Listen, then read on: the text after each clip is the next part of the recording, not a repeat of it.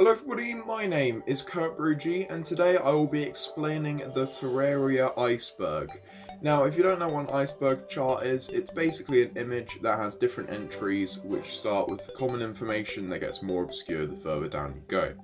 Anyway, with that said, let's get into the video.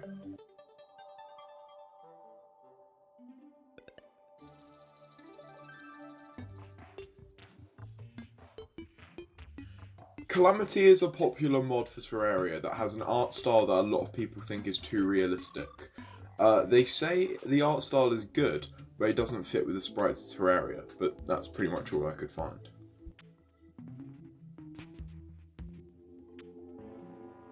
In 1.4, the combat style of the flails were changed to be more balanced. They used to attack in the direction of the cursor, but now they're more influenced by gravity. Personally, I like the change. It makes it a bit more realistic and it makes it a bit less overpowered.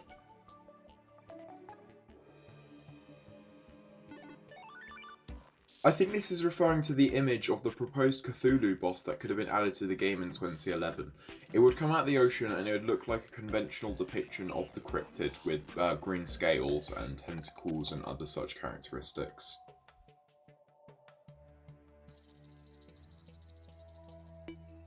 This is referring to the fact that if you wear sunglasses in a world, the sun will also wear sunglasses. Pretty cool.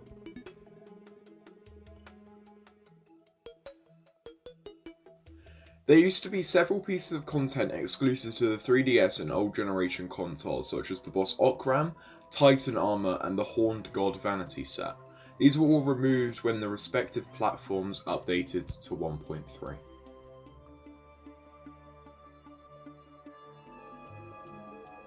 This is referring to how the boss icon is the same for every boss on the mobile editions of the game. I don't know if there was a specific reason for this change, but my best guess is to make it run more smoothly on lower end devices.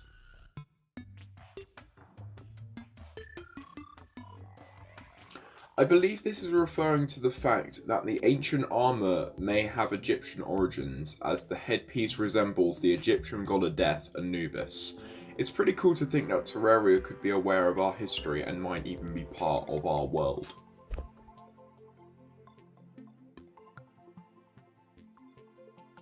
Marco is the name of the programmer who created Okram and named it his name but backwards. Pretty cool Easter egg.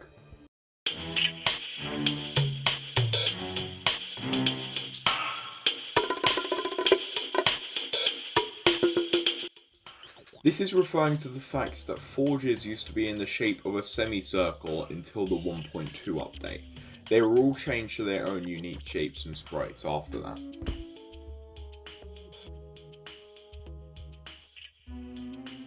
This is referring to unobtainable items that you cannot get during regular gameplay. They are only obtainable through inventory editors and game modifying tools. Some banned items include the Lunatic Cultist treasure bag, the skull bow, pillar fragment hammers, and lesser restoration potions.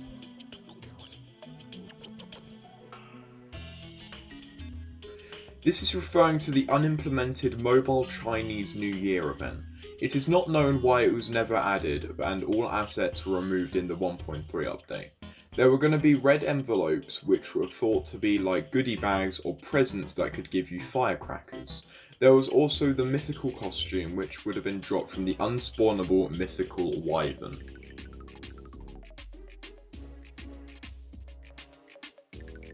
This is referring to the fact that the 1.2 concept of the Queen had a very similar sprite to the Hornet, which could mean that the Queen Bee was originally going to be a Hornet boss.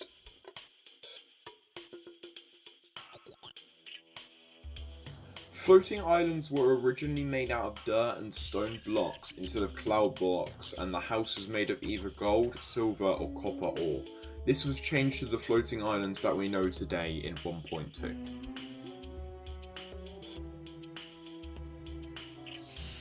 This is a video showing off the hard mode mod before hard mode was officially released in 1.1. It shows off multiple large slimes that cover most of the ocean. It was uploaded on June 11th, 2011, and there will be a link to the video in the description.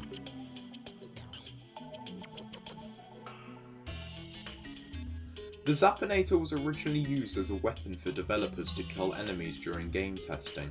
Until 1.0.1, it was the most powerful weapon in the game, but it was removed and replaced by angel statues. They were brought back in 1.4 in two variations, grey for pre-hard mode and orange for post-hard mode. Only 3DS has the orange one, and it has an approximate 1 in 80 drop rate from Plantera.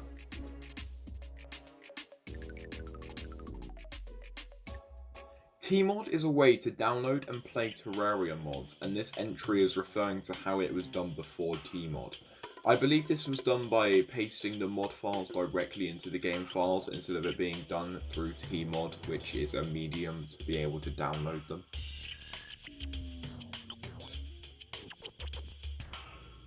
This is referring to the fact that Terraria in China has different sprites, such as the Eye of Cthulhu being a green plant-like object, the Brain of Cthulhu having tentacles, and the Wall of Flesh looking more like a meteor sprite.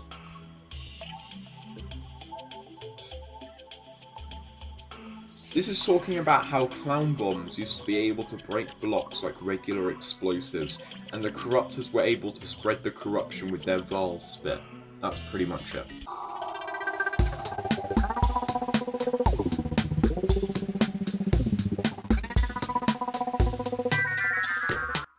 Before 1.2, you had to break wooden based blocks with axes, and you had to break life crystals with hammers.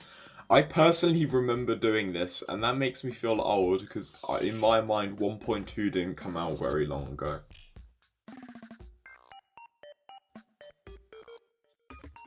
In the initial full release of Terraria, the rocket boots used to use mana, and you would be able to fly as long as you had mana. This was changed in a patch update where they were given a set flight time.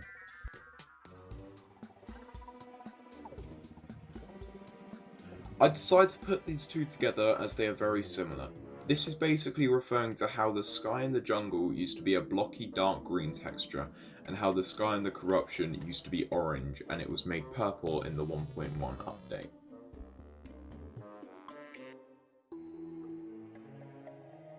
This is referring to the fact that the same track, Eerie, used to play in the Dungeon, Corruption, Biome, and Hell. That's pretty much all I could find.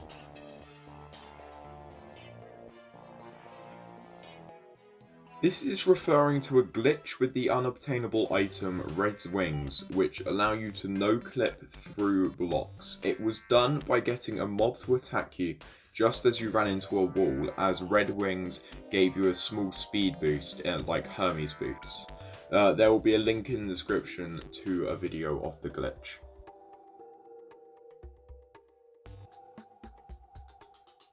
The Orb of Light was a consumable item that was obtained from destroying shadow orbs in the Corruption. It would give you a small orb that would follow you for 5 minutes when consumed. It was changed to be the Shadow Orb light source in the 1.2 update.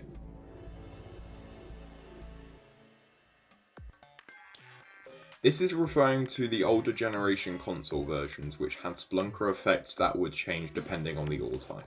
That's all I could find, really. I don't know what it means by blue-purple specifically. But yeah, leave your answers in the comments. Some of the exclusive enemies got resprited in newer versions and were repurposed for different enemies that are in all versions. Some of these enemies include the albino antlion, which used to be exclusive to console, the archdemon, which used to be exclusive to mobile and console and was removed in 1.3, and the archwyvern, which was exclusive to console.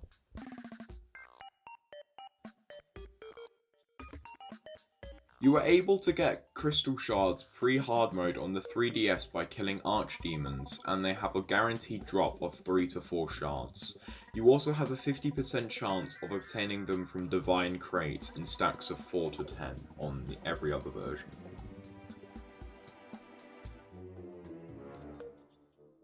I think this is referring to how the death message that appears in the middle of the screen used to say the name of the player before you. But that's all I could find and infer.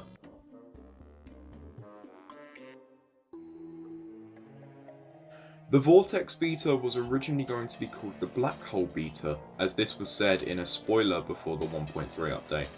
That's pretty much it, not much else there.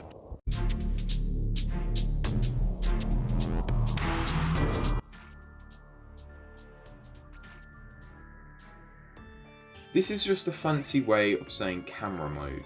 Camera mode is a built-in screenshot tool that is accessed by pressing F1 on the keyboard. While in this mode, you are not able to build or destroy anything, but you are able to move the camera anywhere in the explored map. There are several options for the camera that you can access with the menu that is displayed when activating the mode.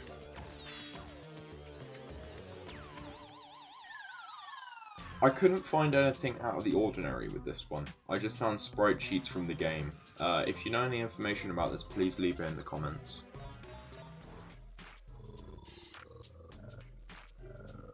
The Burning Skull was the precursor to the Cursed Skull, which is still in the game to this day.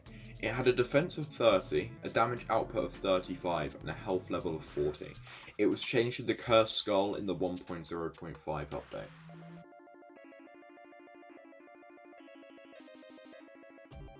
Hero was a popular Terraria YouTuber in the 1.1 to 1.2 era.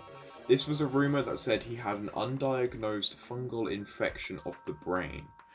This was thought as he didn't upload for quite a long time. It was over 3 years where he didn't upload. But luckily, he returned to YouTube in 2020, but he has since gone inactive again.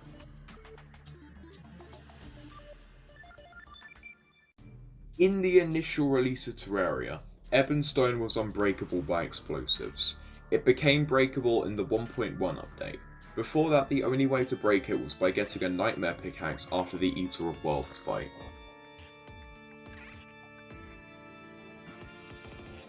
It is possible to get the Drax in pre-hard mode on the 3DS in shadow chests in the Underworld. The game does not care whether the world is in hard mode or not.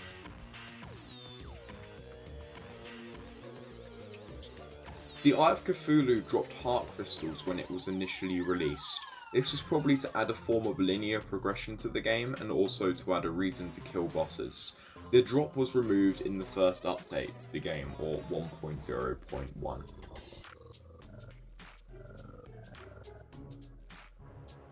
I think this is referring to how gems weren't able to do anything until 1.2, where they were able to be crafted into gem hooks. Of course, you were able to place gems before that, but that was only decoration. I think this is just talking about actual functionality.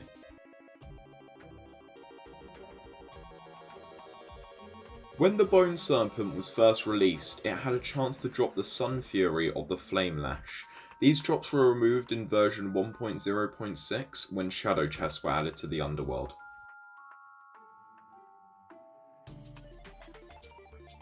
This is a link to the official Terraria release trailer from 2011. I don't know why it's this far down because it has over 3.5 million views and it is of course the original trailer and the oldest piece of Terraria content.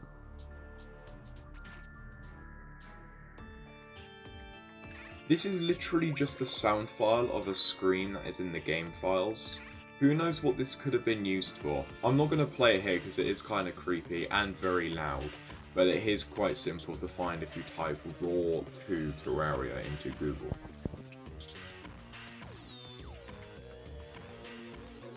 This is referring to the fact that Hornets shared an AI pattern with demons during the beta of the game. That's pretty much it.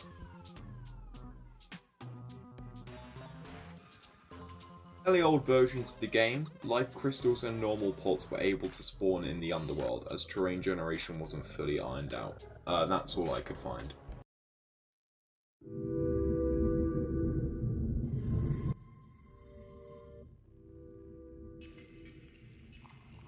Was going to originally have the same sprite as the arms dealer in the pre-release versions.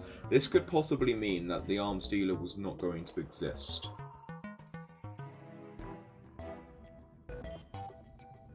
Boned was a variation of the Angry Bones and spawned in dungeons. It was slightly larger and dealt slightly more damage to the player than the Angry Bones. It was removed in 1.3.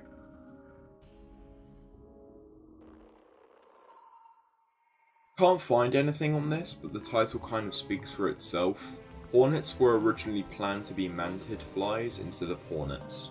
Yeah, that's it.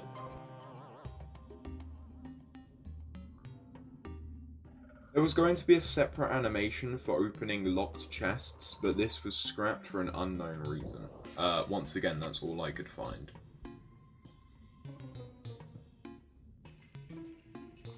Avalon is a popular Terraria mod that apparently stole unused sprites from the vanilla game and repurposed them into their own original items. I see no issue with this, as they were unused and they are probably never going to be used. If they haven't been used now in 1.4, then it's safe to say that they're not going to be used anymore. But yeah, that's all I could find. Was a product assistant at Relogic who helped create Terraria from January 2011 to September 2011. He is no longer associated with Relogic, and it is unknown why he left.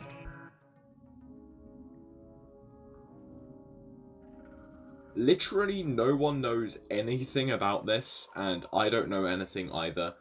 I don't even know where to begin in inferring what this is, so I'm just gonna have to say sorry and we're just gonna have to move on. So yeah, sorry.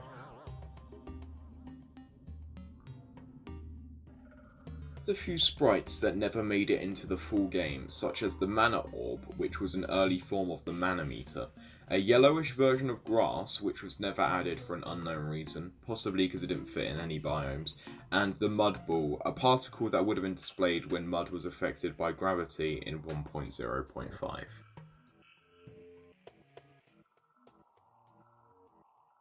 To give knockback before version 1.1. Needless to say, it wasn't very fun to be near it. Luckily, it was removed from in version 1.1, so it wasn't unbearable anymore.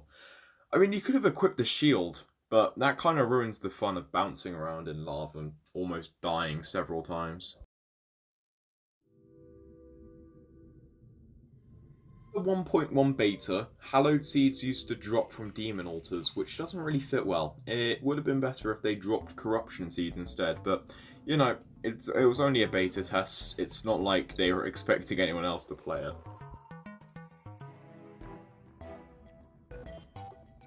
Creation potions used to be a mossy green instead of the magenta or purple with a gold stripe through it that we know today.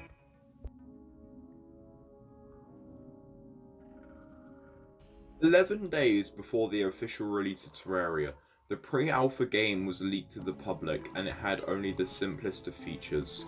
There was rough lighting, no potion effects, no background, and other things along them lines, which obviously made it into the full release. But yeah, that shows how little time there was between adding all of them and it getting leaked. Only 11 days. That isn't very long to develop an entire game.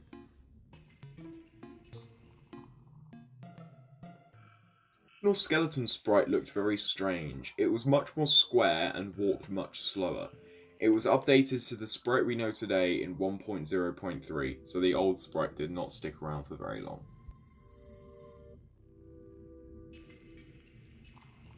Referring to the fact that explosive changed to 4 of the damage types since it was released. I don't know why it took so long to figure out which category it went in, but it did apparently. It took that long.